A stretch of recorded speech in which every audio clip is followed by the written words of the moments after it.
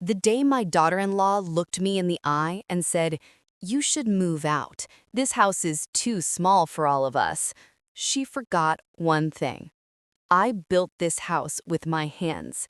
They changed the locks. They hid my own documents. They even whispered that once I was gone, they'd renovate and finally live like owners. So I stayed silent. I listened. And while they planned my eviction, I planned their destruction. One signature, one quiet visit to the lawyer, and the next morning, they learned the truth.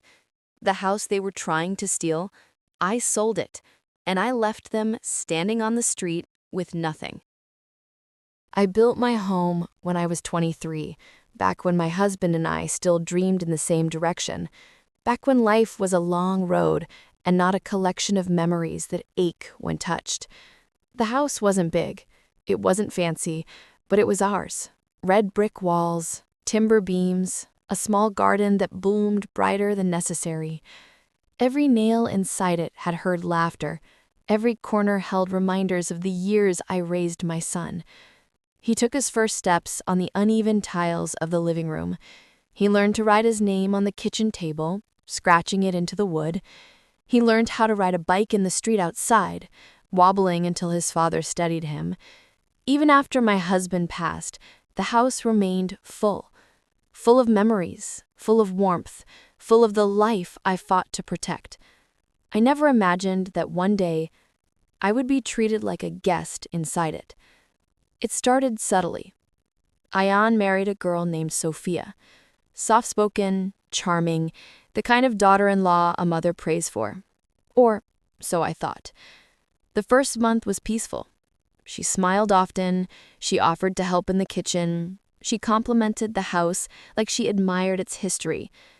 But admiration turned to restlessness. Restlessness turned to complaints. Complaints turned to whispers, whispers they thought I couldn't hear. "Your mom's routines are so old-fashioned. We need more space. This house is too small. She's always around." The day I walked into the living room and heard her say, "We can renovate once she moves out," something in my chest cracked. Move out? From my home? I waited for my son to correct her, to defend me, to say the truth that this was my house, my life's work. But all he said was, "We'll talk to her." The crack deepened. It happened on a Sunday morning. Sophia approached me with a rehearsed smile, her hands folded politely.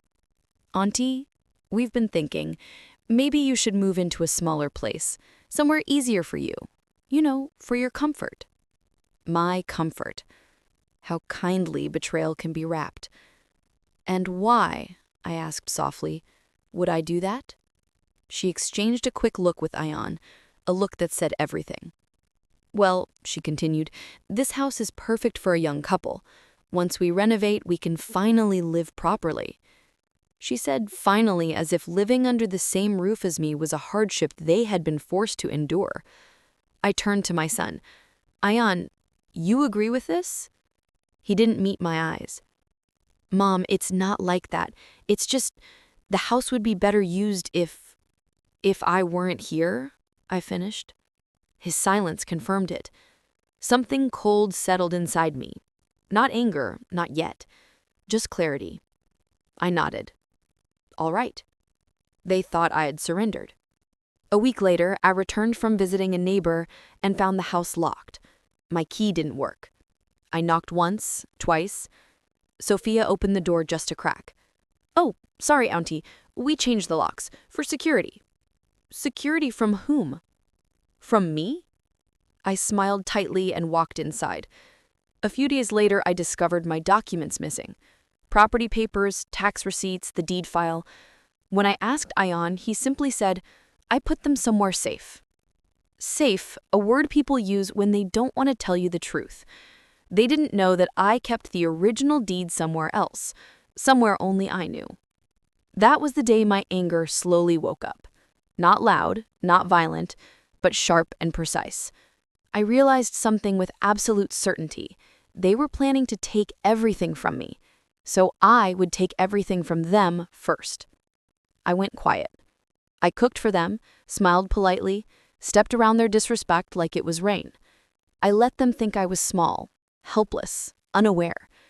They discussed renovation plans openly. We'll knock down this wall. We'll extend the kitchen. This old flooring has to go.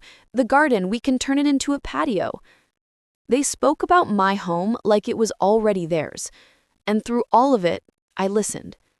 Then, quietly, I visited a lawyer my husband once trusted. He examined the deed, traced the notarized seal, and asked gently, "Are you sure you want to sell this property? It's your family home." I didn't hesitate. It stopped being a family home the moment they asked me to leave it. Within 2 weeks, the sale was finalized, not to a family or struggling couple, but to a real estate investor who paid in cash and asked no unnecessary questions. The transfer was complete. The money was in my account. My revenge was ready. On a Friday morning, they sat sipping tea, discussing tile colors. I placed a letter in front of them, a formal notice from the new owner ordering all occupants to vacate within 30 days. Sophia blinked. Ion frowned. "What's this?" he asked. "Your eviction notice." "Eviction? From who?" "The new owner." He laughed nervously. "Mom, this is your house." "Was? Until I sold it." Silence filled the room. You sold the house?" "Yes." "To who?" "To an investor, a man who doesn't tolerate delays." Sophia shot up. "You can't do that. We live here." I met her glare calmly. "You wanted me to move out. Now all of us will." "But where will we go?" she demanded. I shrugged. "You're young. You'll figure it out." For the first time, they tasted what it felt like to be dismissed. Their arrogance dissolved. Mine did not. I left with dignity. With the sale money, I moved into a small villa outside the city. Peaceful, sunlit, surrounded by lemon trees. No locks changed, no whispers behind doors. No one told me where I could or couldn't exist. Ion called for weeks, sometimes pleading, sometimes apologizing, sometimes shouting. I didn't answer. Forgiveness is not a door you walk through. It's a key you hand out when someone earns it. And they hadn't. Months later, I heard the investor had already resold the house after gutting it completely. Ion and Sophia moved into a small rental apartment. Their renovation dreams vanished. Their entitlement evaporated. Some lessons arrived gently, others strike like lightning. This one came as both. One day, Ion came to see me. He stood outside my new home, eyes swollen with regret. "Ummi, I'm sorry." "I know. But sorry doesn't rebuild what you broke." He cried, and for the first time in months, I rested my hand on his shoulder. "I didn't destroy you. I only gave you what you tried to give me." And he understood. Respect is a currency. Spend it carelessly, and you end up bankrupt. This story isn't just about revenge. It's about dignity, about boundaries, about a woman who refused to be erased from the home she built. People forget that mothers may be gentle, but they are never weak. Sometimes the quietest women deliver the loudest consequences.